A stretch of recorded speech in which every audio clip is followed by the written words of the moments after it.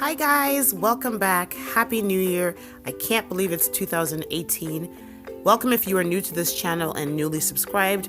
If you're not subscribed yet, please feel free to hit that red button and join the family.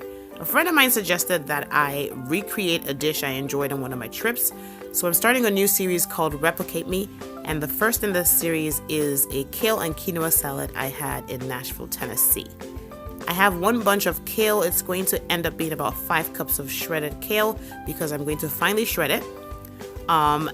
Before we do that, I'm going to go over and toast some nuts because I've decided to add some toasted walnuts to this.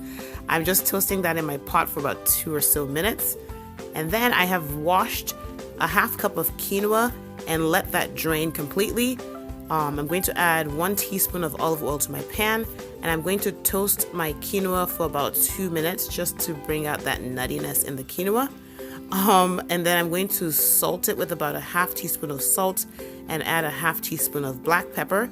And then I'm going to cook that with 1 cup of hot water. If you haven't seen my video on how to cook perfect white rice, I will link it up here. You can watch that, and you're going to be cooking that the exact same way. So while the quinoa is cooking, we will go back over and continue with our salad. I have now finely shredded my kale, and so I'm going to drizzle in about a tablespoon of olive oil.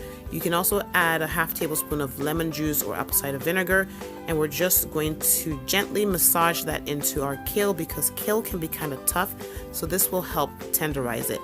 You're going to do it for about 2 minutes, or depending on how tender you want it, you can keep going. And then we're going to set that aside while our quinoa cooks and cools, and then we're going to make our dressing. In my dish here, I have finely grated about an 1/8 cup of fresh Parmesan cheese.